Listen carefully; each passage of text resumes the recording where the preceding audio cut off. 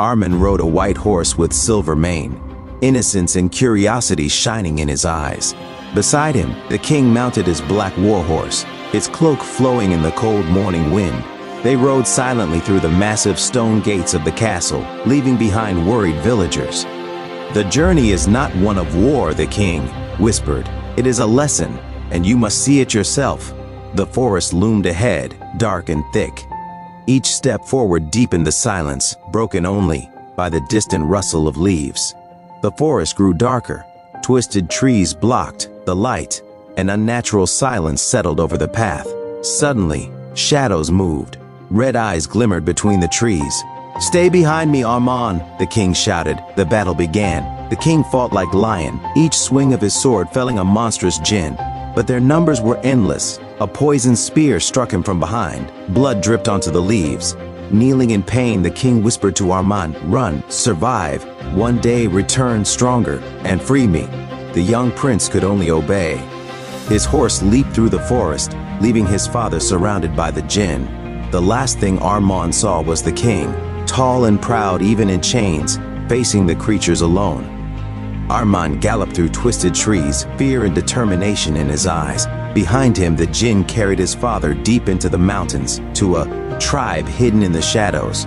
The young prince glanced back, the sight of his father's captivity etched forever. In his memory, he reached the edge of a cliff overlooking the cursed valley. Taking a deep breath, a new chapter awaited him, one of strength, vengeance, and destiny. Years passed. Arman grew into a young, powerful king. His armor gleamed under the rising sun. On a hilltop, he surveyed his army ready for battle. The crown was placed upon his head.